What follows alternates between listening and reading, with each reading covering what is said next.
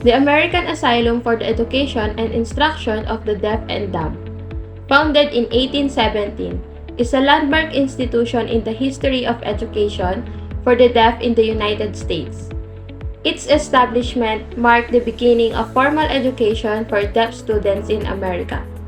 The primary purpose of this event, the founding of the institution, was to provide a comprehensive educational program for the deaf, which included not only language and communication skills, but also vocational training to ensure the deaf individuals could lead independent, productive lives.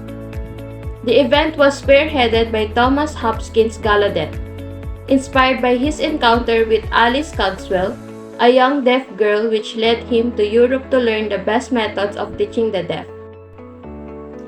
The event head of the compulsory education law passed in 1840 in Massachusetts and Rhode Island was not explicitly mentioned in the provided context. However, the push for compulsory education during this period can be attributed to influential figures such as Horace Mann and Henry Barnard, who were vocal advocates for free compulsory education. The purpose of this compulsory education law enacted in 1840 was to ensure that all children, particularly those of poor immigrants, were given the opportunity to be civilized and to receive an education. This was part of a broader movement to establish a system where education was seen as essential for all children, not just those whose family could afford to pay for schooling or who were part of the elite. The goal was to provide basic education to all, which would in turn promote literacy, citizenship, and the social integration of diverse population into the fabric of American society. This organization, now known as the American Foundation for the Blind, was instrumental in advocating for and implementing educational strategies and resources tailored to the needs of blind individuals. The purpose of this event, its founding, was to create a professional community that could share best practices, develop innovative teaching methods, and improve the overall quality of education for the blind. This was a time when societal attitudes towards disabilities were beginning to shift, and there was a growing recognition of the importance of providing specialized support to enable blind individuals to lead more independent and fulfilling lives. The AAIDD has a long history of advocating for the rights, education, and welfare of individuals with intellectual and developmental disabilities. Its founding members were primarily superintendents and physicians from institutions across the United States, and they were motivated by a desire to improve the care and outcome of people with disabilities. The association aimed to provide a platform for professionals to share research, best practices, and to advocate for policy changes.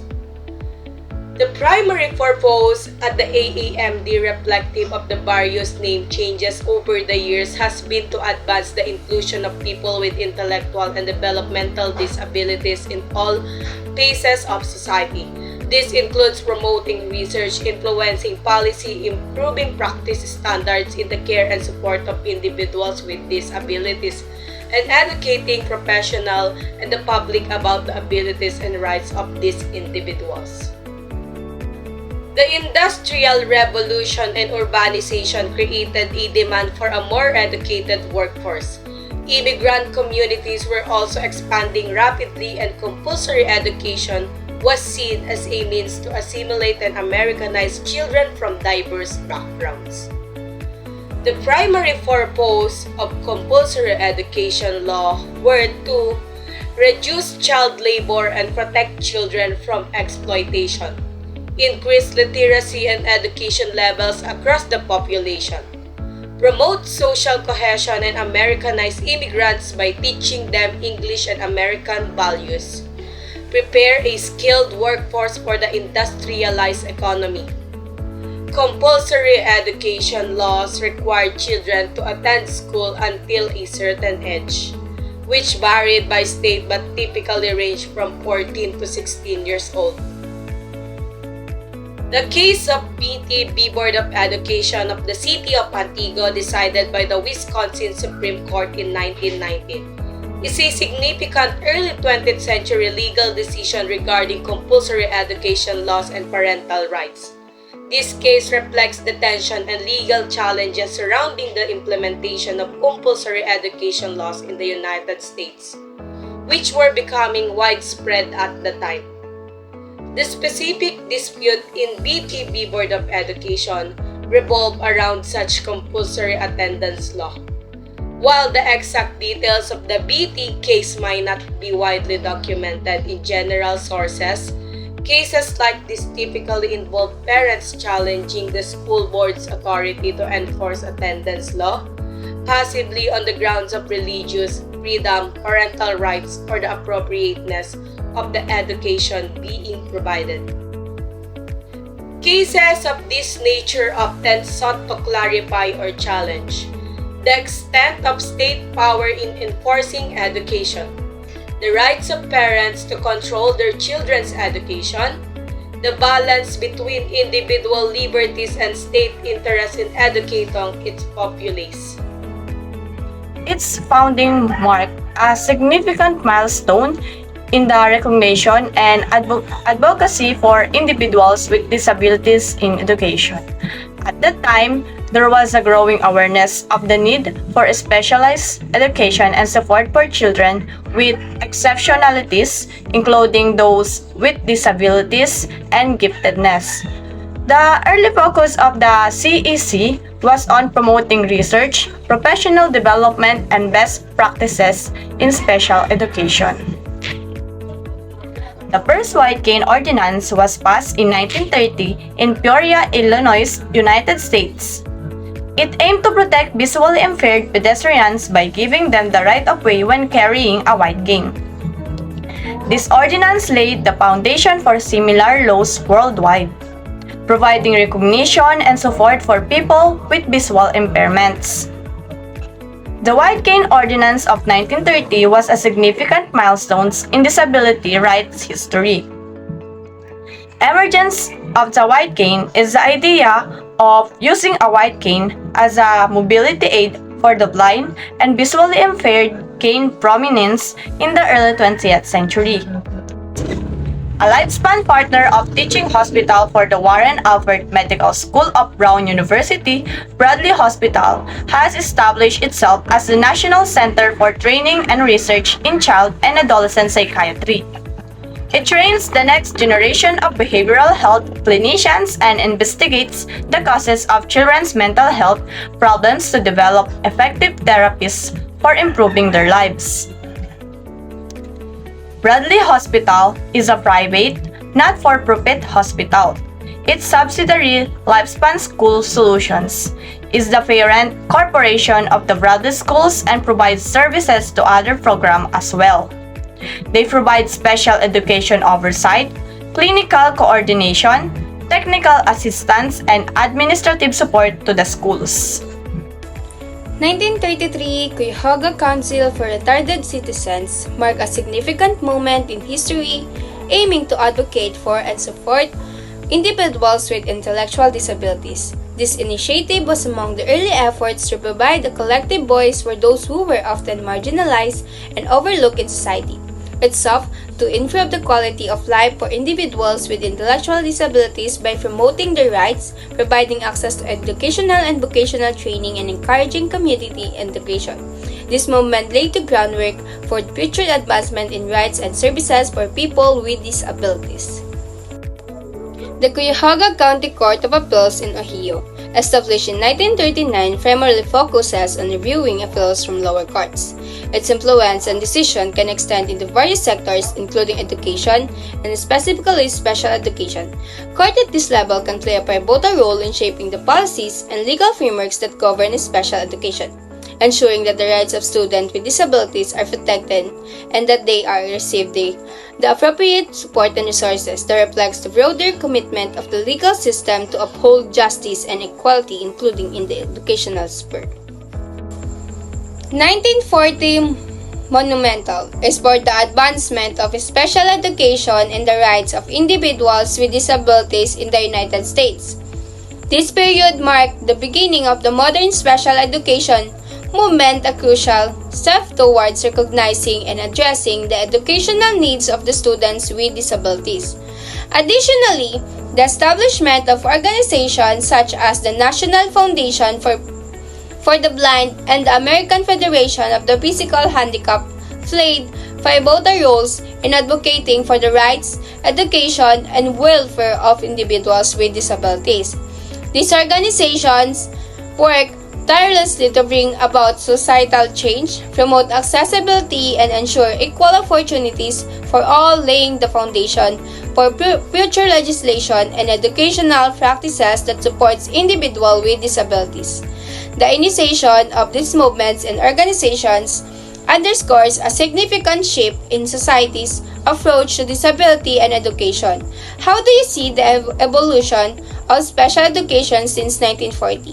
Impacting today's educational policies and practices, also considering the importance of advocacy and support. Who in your life has taught you the value of fighting for what you believe in, and how does shape your views or actions in your community or personal life? Dr. Leo Kanner's classification of autism in 1943 emerged from his observation and analysis of a group of 11 children with distinct behavioral patterns. These children display difficulties in social interaction, communication, and exhibit repetitive behaviors.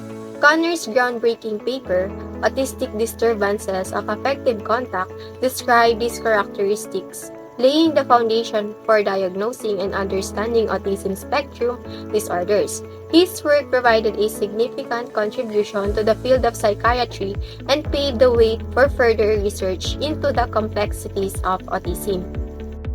Public Law 176, enacted in 1945, established National Employee the Handicap Week in the United States. This legislation aimed to raise awareness about the employment opportunities for individuals with disabilities. By designating a specific week for this purpose, the law sought to promote inclusion and reduce discrimination in the workplace. It served a crucial step towards recognizing the abilities and potential contribution of people with disabilities, fostering a more inclusive society and workforce. The establishment of National Employee the Handicap Week helped to spark conversations and initiatives aimed at improving access to employment opportunities for individuals with disabilities across the country. In 1946, the Cerebral Palsy Society was formed by parents in New York City. This organization was established with the aim of providing support, resources, and advocacy for individuals and families affected by cerebral palsy, a group of neurological disorders that affect movement and coordination. The founding of the Cerebral Palsy Society marked a significant milestone in the disability rights movement, as it empowered families to come together to address the challenges faced by those living with cerebral palsy. The society played a vital role in raising awareness, promoting research, and improving access to services for individuals with cerebral palsy, ultimately contributing to a greater understanding and acceptance of this condition within society. Perkins-Braille. Perkins-Braille is a mechanical device used to write Braille. It's essentially a typewriter for brailles, allowing visually impaired individuals to produce Braille text by pressing keys that emboss the corresponding Braille character on paper. It's widely used in educational setting and for personal correspondence by people who are blind or have a low vision. The National Association for Retarded Citizens, or ARC. The ARC promotes and protects the human rights of people with intellectual and developmental disabilities and actively supports their full inclusion and participation in the community throughout their lifetimes. First institution for research for exceptional children. Exceptional children are those who deviate from the average in physical, social, or mental characteristics to such an extent that they are able to profit sufficiently from the program of the conventional school and require special provision for their care, education, and development. At-home attendant care provided 1953. This suggests at-home attendant care providing assistance for daily activities medical needs, and personal care at home, enhancing quality of life, independence, and overall well-being. Brown versus Board of Education, Social Security Act Amendments 1954. Aim for equality and fairness in education and social welfare, challenging segregation and expanding the social security system.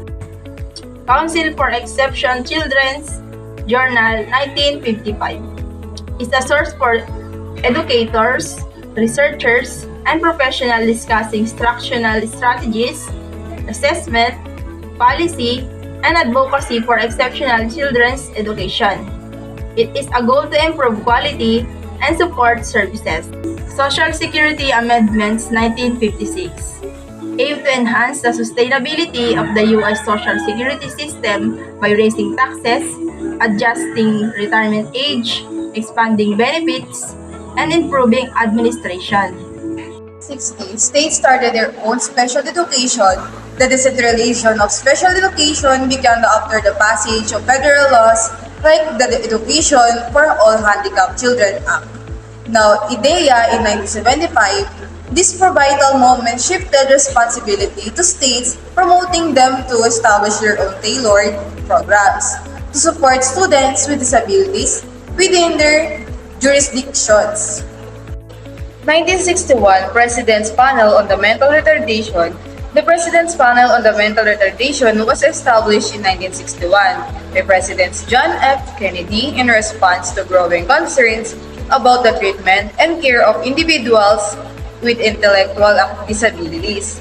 It was a vital event promoted by advocacy efforts and aimed to assess needs to recommend policies from improving the quality of life for those who with intellectual disabilities. Association for Children with Learning Disabilities typically refers to an organization dedicated to supporting children who faces challenges with learning. This association often provides resources, advocacy, educational support, and community for both children and their families. They may offer services such as tutoring, counseling, parent training, and information about learning disabilities. The goal is to help children with learning disabilities thrive academically, socially, and emotionally. The Civil Rights Act of 1964 prohibits discrimination on the basis of race, color, religion, sex, or national origin. Provisions of the Civil Rights Act forbid discrimination on the basis of sex as well as race in hiring, promoting, and firing.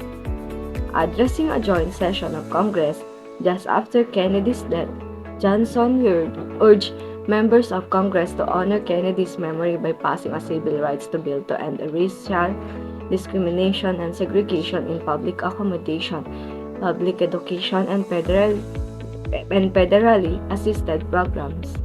The acts emphasize equal access to education, aiming to shorten the achievement gaps between students by providing federal funding to support schools with children from impoverished families.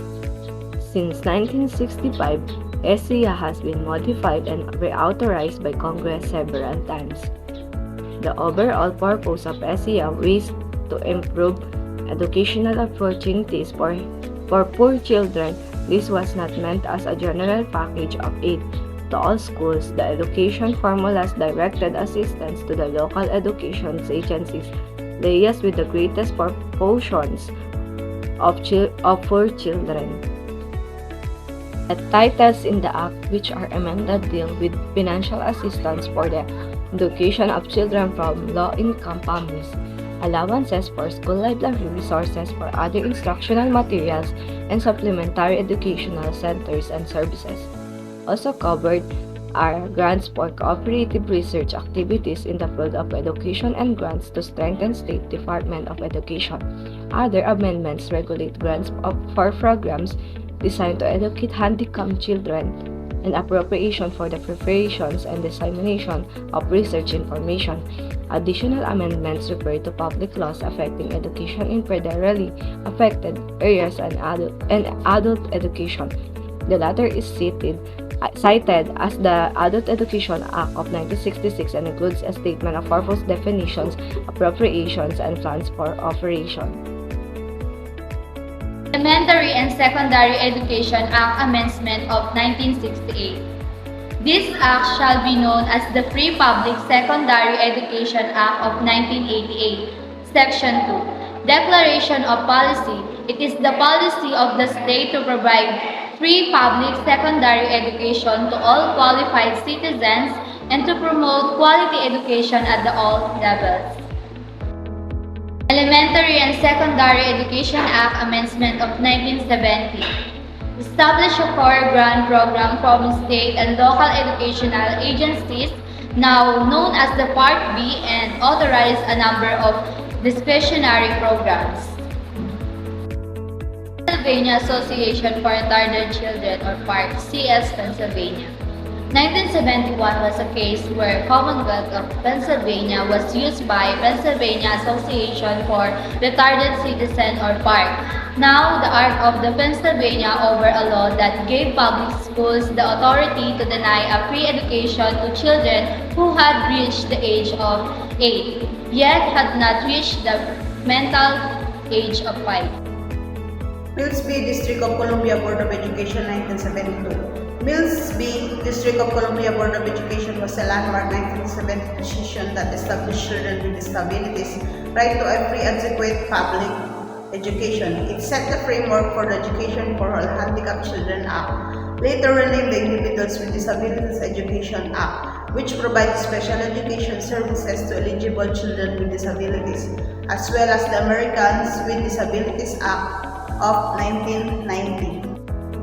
The Rehabilitation Act of 1973. The Rehabilitation Act of 1973 was a significant piece of legislation in the United States that prohibited disability discrimination in federal agency programs, federally funded programs, federal employment, and federal contractor employment practices.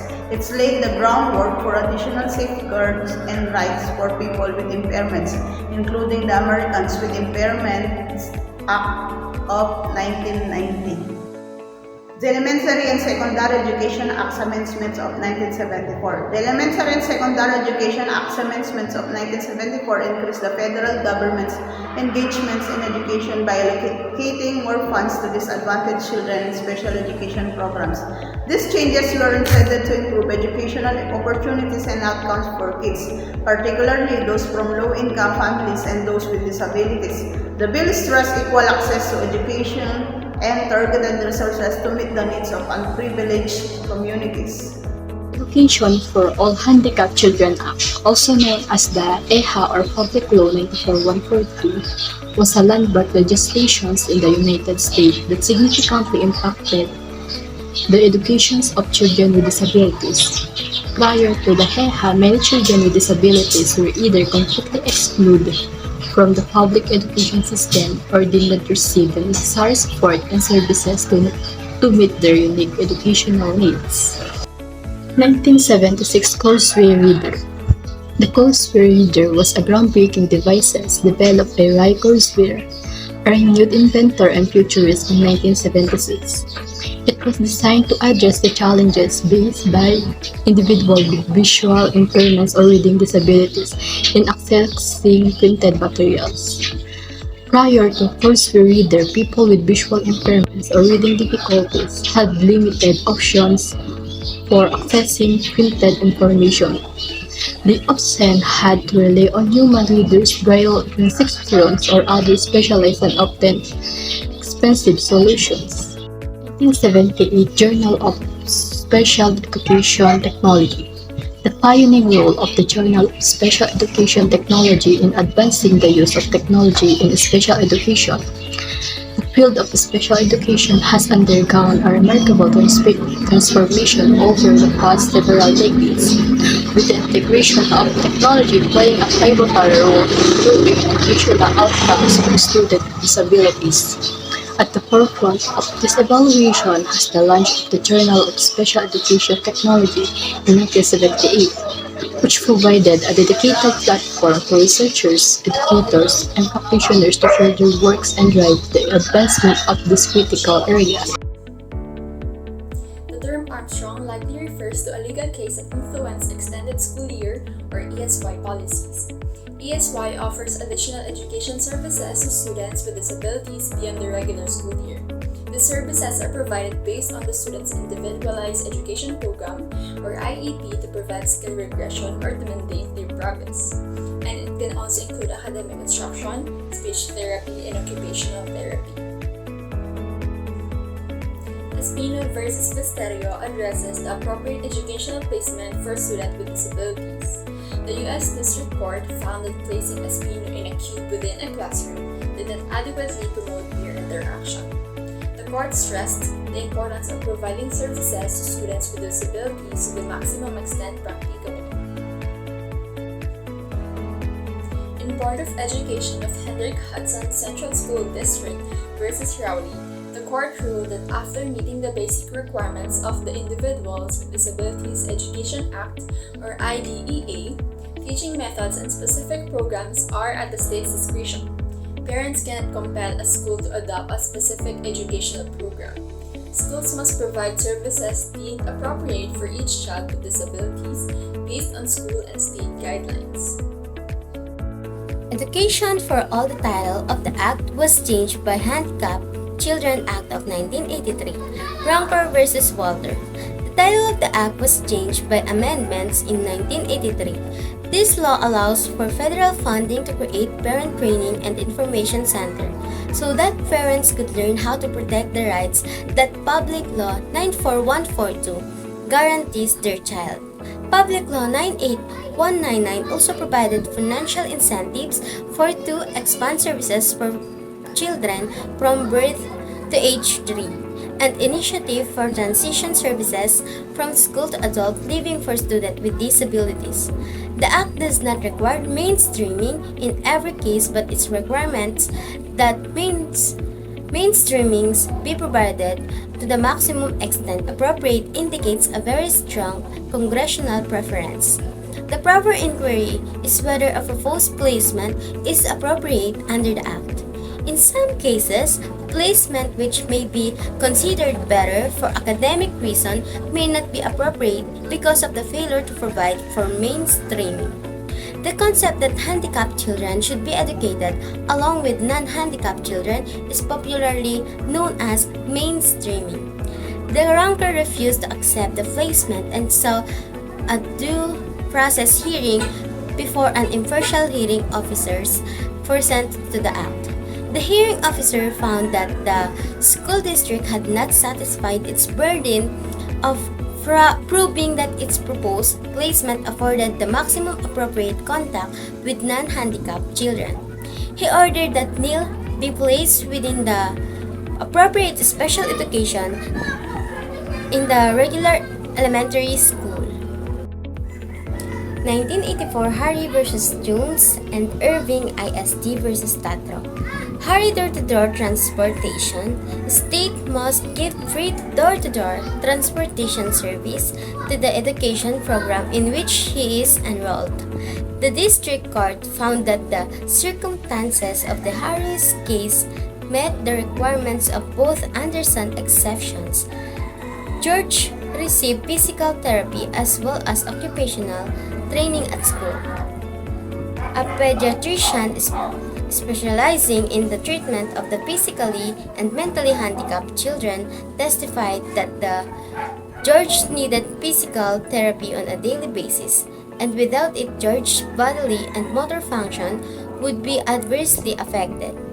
Mr. Harry testified that the ligaments and tendons in George's legs tightened during the period he was absent from school, and that the pain interfered with his sleep.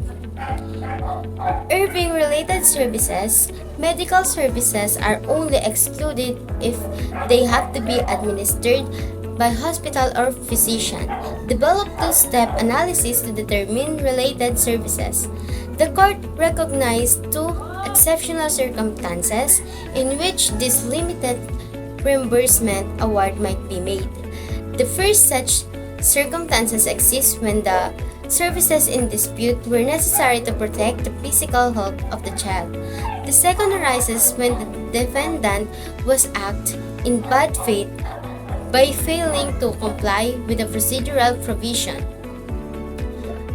Congress would have intended that parents take action to provide the necessary services for their child without awaiting the outcome of lengthy administrative and judicial proceedings. Parents should then be compensated for the cost of obtaining those services that the school district was required to provide. 1985 Aguilar vs. Fulton and Burlington School Committee vs. Dep of Ed of Massachusetts. New York City uses federal funds received under the Title I program of the Elementary and Secondary Education Act of 1965 to pay the salary of public schools employees who teach in parochial schools in the city. That program authorized federal financial assistance to local educational institutes to meet the needs of educationally deprived children from low-income families. 86 Education for All Handicapped Children, Act of 1986, and the Lama Heights ISD versus State Board Education and Regular Initiative. In 1986, an amendment to the EHA extended the purpose of EHA to include children ages 0 to 5 and include to extend the guarantee to a free and appropriate public education to children with disabilities, ages 3 to 5 years old, to establish early intervention programs or IEP for infants and toddlers with disabilities, ages 0 to 2 years old. The 1986 Reauthorization Public Law 99 to 45 57 addressed early intervention and mandated that individual states provide services to families of children born with disabilities from time they are born. Previously, these services were not available until a child reached the age of 3. 1987 or Out versus Northwest R1 School District and Talking Text Right.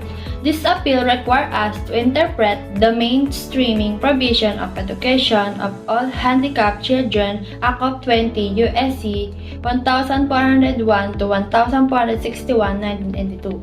The Act of the Handicapped Child and his parents appealed the judgment of the District Court denying the request for declaratory and injunctive relief against the Northwest R1 School District and various educational agencies and officials of the state of Missouri.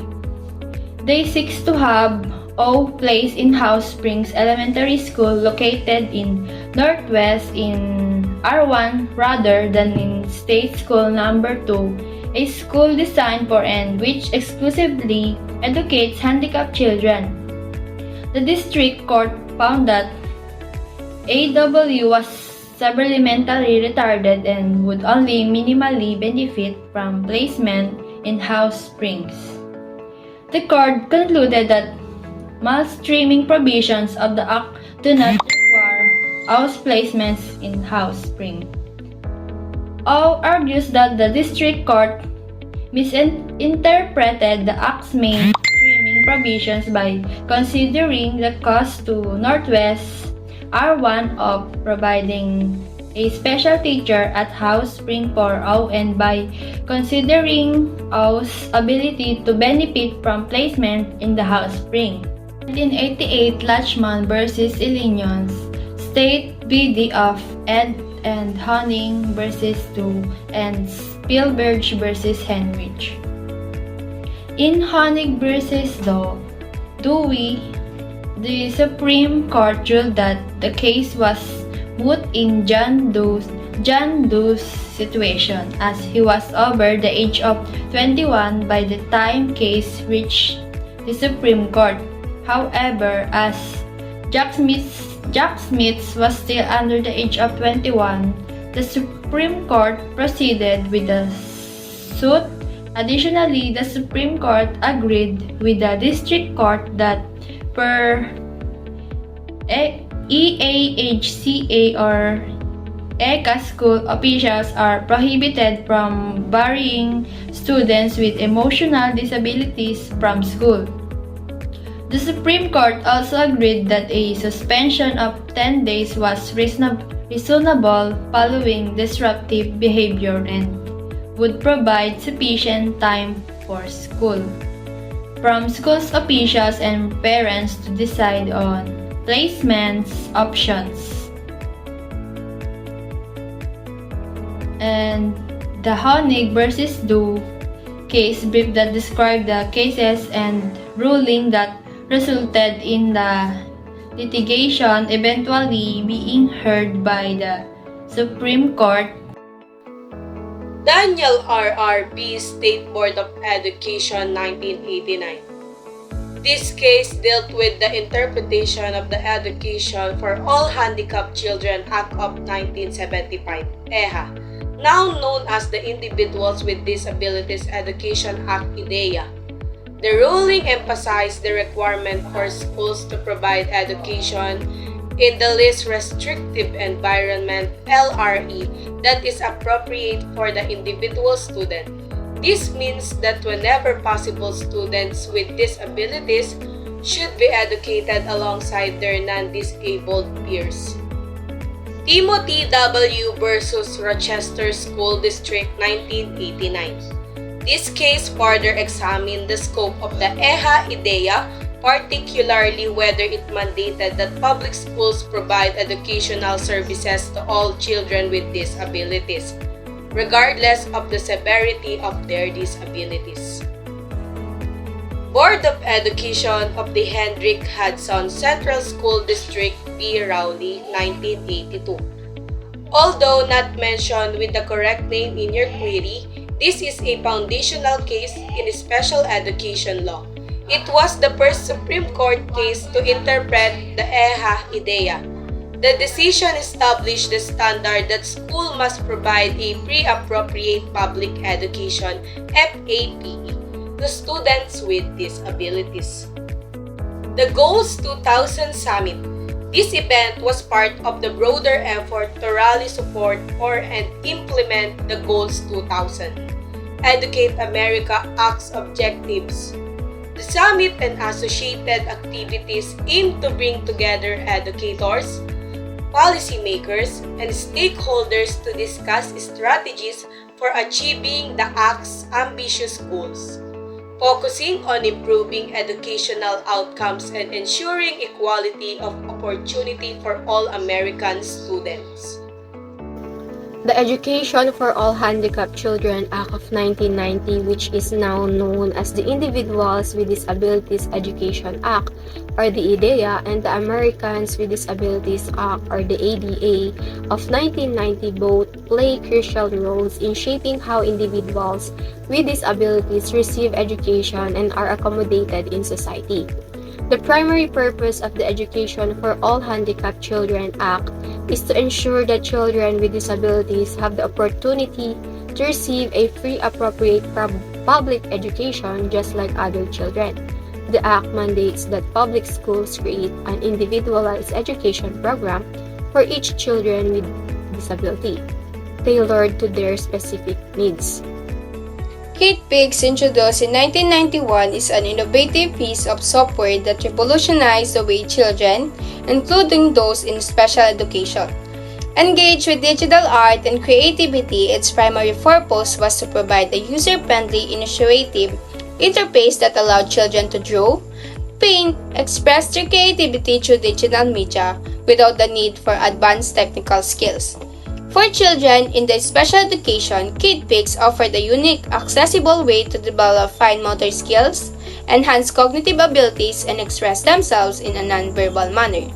The software's inclusive design and ease of use made it a valuable tool for teachers and therapists, facilitating a fun learning environment that catered to children with a wide range of abilities.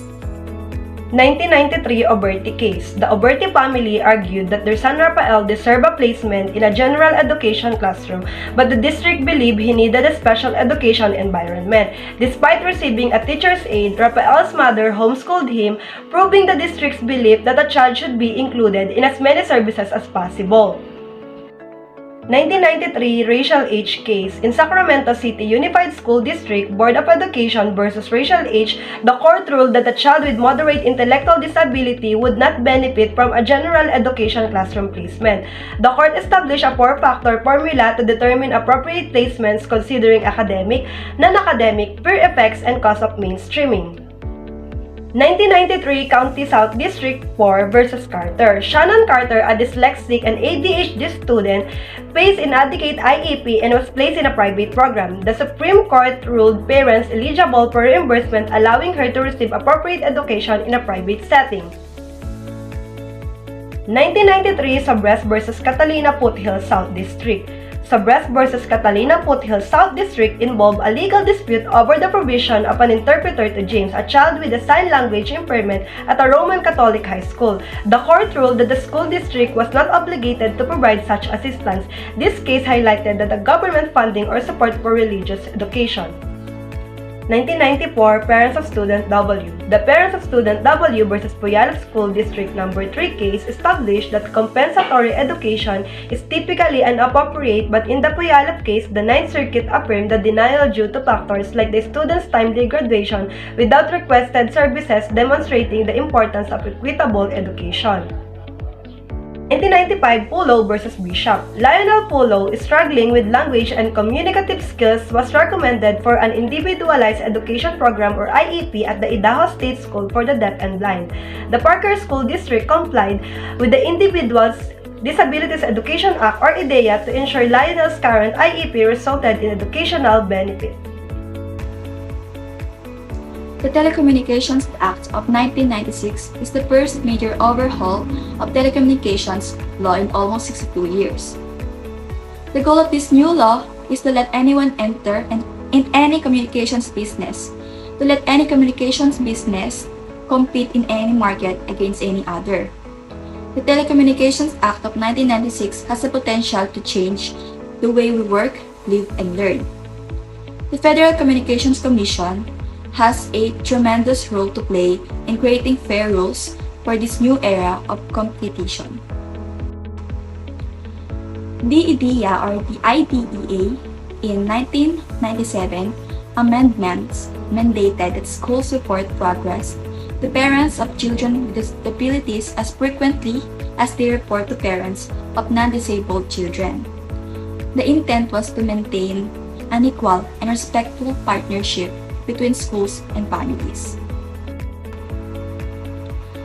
It is about to help assure that all children with disabilities have available to them a pre-appropriate public education which emphasizes special education and related services designed to meet their unique needs. The Individuals with Disabilities Education Act authorizes federal financial assistance to states that agree to provide such children with special education and related services. Children's Health Act 2000, a long-term study of children's health and development. In this act, children are protected by domestic and international laws, including the Constitution and Convention of the Rights of the Child. The Child and Youth Welfare Code emphasizes the responsibility of health, welfare, and educational entities to assist parents in their child's health. Required po rito ang parents' consent para sa research na involve ang mga bata, but it should be obtained when the research is significant to the child's health needs. Philippine culture plays a role in recognizing rights restrictions, and medical practitioners may face conflicts between parents' rights and young people's rights. No Child Left Behind Act, signed into the law by President George Bush in 2002, aims to achieve pro-efficiency in reading the math for all students by the 2013 to 2014 school year. States must develop and administer annual assessment in grades 3 to 8 and 9 to 12. And establish an accountability system with a single definition of adequate yearly progress. Targets must be applied to major racial and ethnic groups, economically disadvantaged students, specially education students, and students with limited English proficiency. Schools failing to meet achievement targets face progressively stringent consequences. Iraq's recovery from a bloody war has been praised by the UN Committee on Human Rights, which has called for full legal capacity for disabled individuals' sign language in courts and budgetary allocations for inclusive education and employment. The committee hopes that constructive dialogue and concluding observations will help Iraq implement the convention throughout its territory. The delegation includes representatives from various ministries and Kurdistan regional government. Let's move forward on 2004 Assistive Technology Act and Individuals with Disabilities Education Improvement Act. The AT Act of 2004 is designed to work toward full integration and inclusion of people with disabilities in their communities and make access to AT for people with disabilities a legal requirement. It requires states to provide AT products and services that are designed to meet the needs of disabled people. Assistive technology is technology used by individuals with disabilities in order to perform functions that might otherwise be difficult or impossible. 2005 Schaefer v. Swiss and Hurricane Recovery Act. The burden of persuasion in an administrative hearing challenging an IEP is properly placed upon the party seeking relief, whether that is the disabled child or the school district. The United States Supreme Court ruled 6-2 in favor of the Montgomery County Public Schools or MCPS today in the Schaefer v. Swiss case to decide who bears the burden of proof in special education cases under the Individuals with Disabilities Education Act or IDEA. 2006 Arlington Central SD vs. Murphy. Legal case in which the U.S. Supreme Court on June 26, 2006 ruled 6-3 that parents who prevail in legal disputes with their school districts under the 1990 Individuals with Disabilities Education Act or IDEA are not entitled to reimbursement for costs associated with hiring expert witnesses and consultants. 2007 Winkelmann vs. Parma City SD and NYC Board of Education vs. Tom F. The District Court ruled for the school district. On appeal, the U.S. Court of Appeals for the Sixth Circuit dismissed the suit because the Winkelmanns lacked a lawyer. The Winkelmanns argued that according to the IDEA, any party aggrieved by the findings of a preliminary school district hearing may appeal in the federal court. Also, because the IDEA demands active parental involvement in order to enforce proper child placement, the parent should be able to appear in court or proce without a lawyer. The Sixth Circuit rejected both arguments and held that the IDEA does not establish any right of non-lawyer parent to represent his disabled child in federal court. Non-lawyer parent cannot represent themselves either, the Circuit Court ruled, because the IDEA protects the rights of the child, not the parents.